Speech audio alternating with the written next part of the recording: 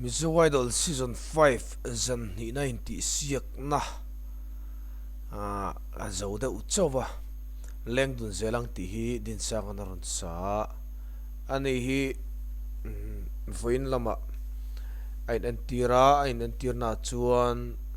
a rok chunga hin thler om man tia doctor ten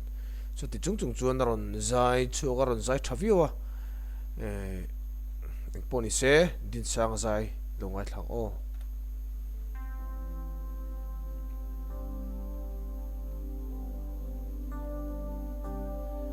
riak den lai khung ka bela thin lai a i cham renge tlei tir meng ngoi o sak mel tha nang ne na le dun ka noa Seleng hei sung zinga hia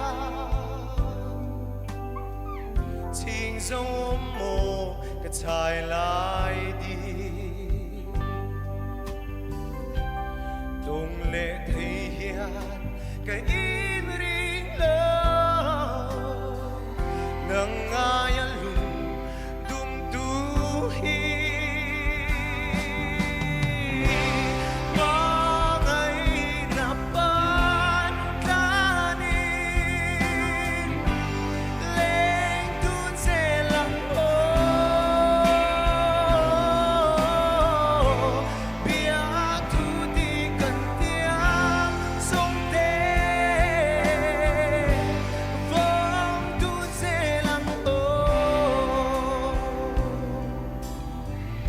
thak chun som se lang o aron zai chakhop mai asa taksa hi chelut ngam lo de ning ka ria adam lo vela wang hian Seleng hei sung zinga hia Ting zong mo ka chai lai di Dong le thei hian ka in ring lo Nang ngai a lung dum tu hi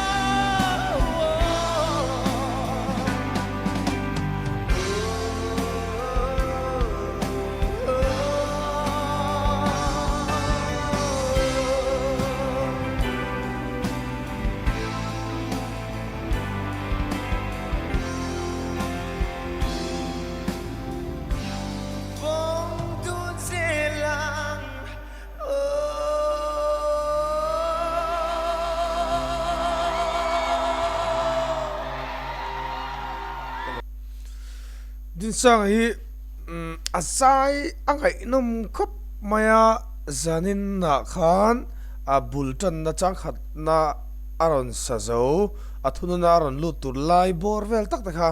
a moi khup maya athununa ahanin sep chhotura hin vor chhotu lai vela te chuan chang ni na le thunon an sak chho vela kha chun at ochak vak lo haron lang dem ka ria ama ero chu khami ochak vak lo ron lan na chu khami a ocher ron tam ta dewa hanani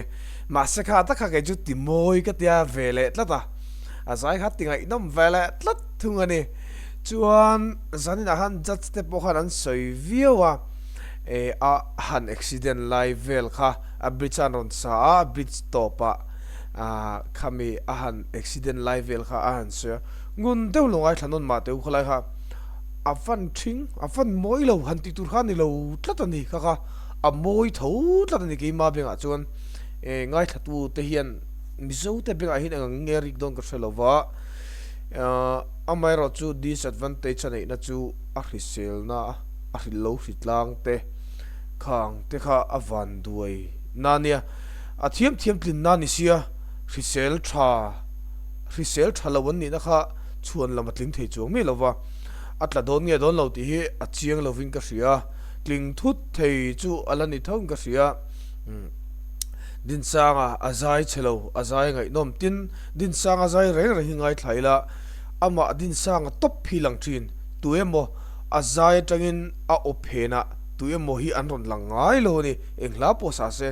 originality nei that lutuk na hi hei angai sanom shrim angai lutom shrim atran nom shrim in ka ria ti kha kan soitel shrim duwa ahan van doi deuh kha judge te a chuan ati tlana vak lo dewa accident live vel kha ma se ke chu soile soinu apoi ka ti reng lo tlat maya amero chu point petu kan ni lo wa kan thu lo em maya eng poni se azai kha angai nom khop mai flat le sharp eng ma lova angai nom tak zetani